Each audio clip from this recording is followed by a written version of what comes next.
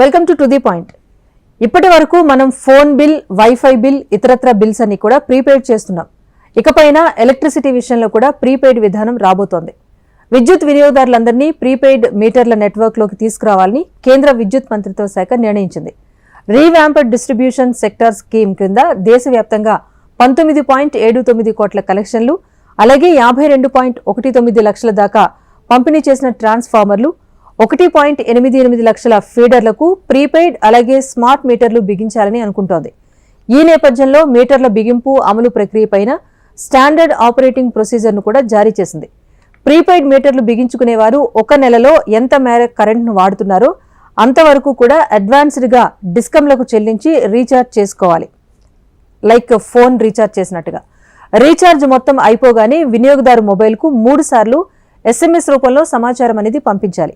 అలాగే సదరు వినియోగదారుకు గరిష్టంగా 300 రూపాయల క్రెడిట్ ఇవ్వాలని కూడా కేంద్రం సూచించింది.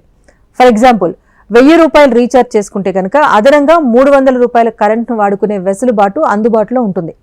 ముందు చెల్లించిన 1000 రూపాయల్లో వినియోగం పూర్తవుతూ 50 రూపాయలు మిగిలి ఉండగానే రీఛార్జ్ చేసుకునేలాగా ఫస్ట్ మెసేజ్ వస్తుంది.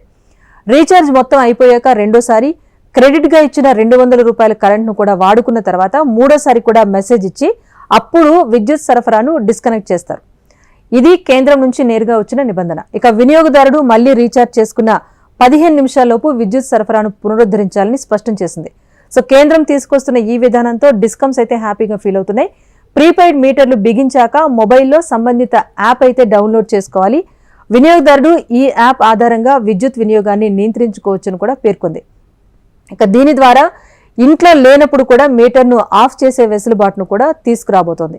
సో ఓవరాల్ గా ఎప్పటి నుంచి ఈ విధానం అమల్లోకి వస్తుంది అన్నది పూర్తి డీటెయిల్స్ తెలియకపోయినప్పటికీ ముందుగా చెప్పినట్టుగా అన్ని అంశాలపైన క్లారిటీ వస్తే కనుక త్వరలోనే కరెంటుకు సంబంధించి కూడా ప్రీపెయిడ్ చేసే అంశం పైన ముందుకు వెళ్లే దిశగానే కేంద్రం నిర్ణయం తీసుకుంది.